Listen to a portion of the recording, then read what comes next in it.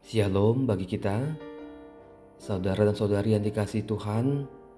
Kita bertemu kembali melalui renungan harian pada hari ini, Senin tanggal 7 Juli 2025. Oleh sebab itu, marilah kita mempersiapkan hati dan pikiran kita berdoa.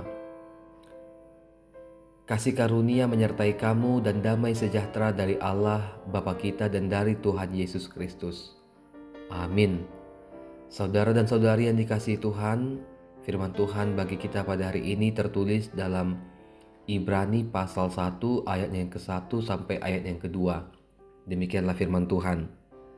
Setelah pada zaman dahulu Allah berulang kali dan dengan berbagai cara berbicara kepada nenek moyang kita dengan perantaraan para nabi, pada zaman akhir ini Ia berbicara kepada kita dengan perantaraan anaknya yang telah Ia tetapkan sebagai ahli waris segala sesuatu. Melalui Dia, Allah telah menjadikan alam semesta. Demikianlah pembacaan firman Tuhan. Saudara-saudari yang dikasihi Tuhan, Allah menyatakan dirinya melalui anaknya Yesus Kristus. Kalau di Alkitab Bahasa Indonesia, perikop renungan harian ini diberi judul Allah berfirman dengan perantaraan anaknya. Saudara-saudari, di Perjanjian Lama, Allah sendiri yang berbicara kepada manusia atau melalui perantaraan nabi-nabinya. Tetapi di Perjanjian Baru, Allah berbicara langsung kepada manusia melalui kedatangan, melalui pengutusan anaknya Tuhan Yesus Kristus ke dunia. Kata perantaraan maksudnya adalah Yesus Kristuslah yang menjadi pendamai antara kita manusia yang berdosa dengan Allah melalui kematian dan kebangkitannya.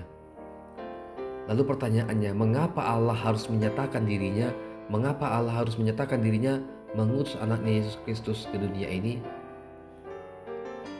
Yaitu untuk menyelamatkan manusia dari hukuman dan kematian akibat dosa.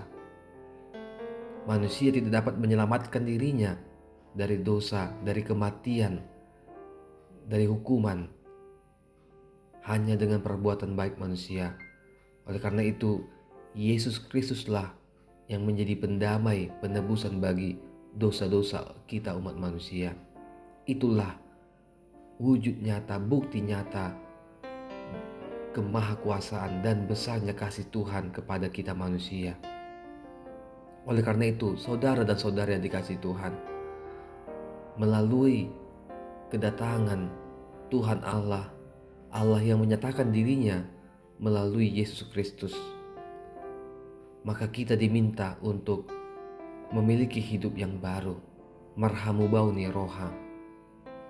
Orang-orang Kristen, orang-orang percaya, hidupnya bukan lagi hidup yang dikuasai oleh dosa, tetapi kita harus hidup baru. Marilah pikiran, perkataan, perbuatan kita ini menunjukkan bahwa kita adalah orang-orang yang telah ditebus oleh Yesus Kristus. Oleh sebab itu, harus kita pertanyakan kepada diri kita, bagaimana hidup kita ini pun boleh berdampak kepada orang-orang di sekitar kita. Apakah lingkungan di tempat kita tinggal merasakan makna kehadiran kita? Atau jangan-jangan ada dan tidak adanya kita tidak ada bedanya? Saudara-saudari, firman ini juga mengatakan kepada kita supaya hidup kita ini juga bermanfaat, berguna, berdampak positif, supaya hidup kita juga membawa sukacita bagi orang-orang di sekitar kita, keluarga kita, lingkungan tempat tinggal kita, lingkungan pekerjaan kita, sehingga nyatalah bahwa kita adalah orang-orang yang telah ditebus oleh Tuhan kita Yesus Kristus. Selamat merenungkan firman Tuhan. Tuhan memampukan kita melakukan firman-Nya. Amin. Kita berdoa. Tuhan Allah Bapa di sorga, Engkau telah berfirman melalui anak-Mu Yesus Kristus.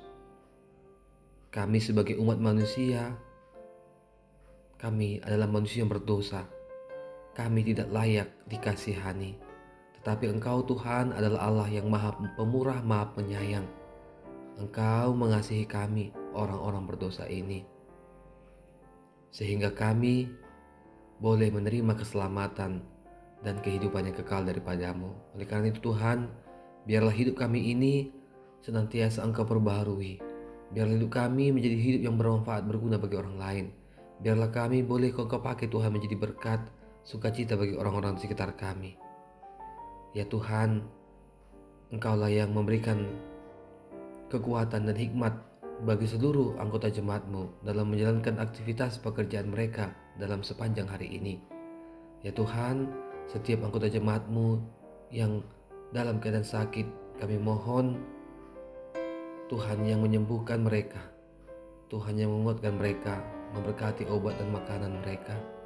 Ya Tuhan, setiap jemaat-Mu yang dalam pergumulan, kami mohon kekuatan dan hikmat serta penghiburan yang daripada Tuhan. Ya Allah Bapa di sorga, biarlah kami menjalani hidup kami, menjalani aktivitas kami sepanjang hari ini di dalam kasih karunia-Mu. Berikanlah Tuhan kekuatan dan lindungilah kami Tuhan dalam segala aktivitas dan kegiatan kami. Ya Allah Bapa di sorga, kami adalah manusia yang penuh dengan dosa. Ampunilah kami atas segala dosa dan kesalahan kami. Kami serahkan hidup kami Tuhan kepadamu.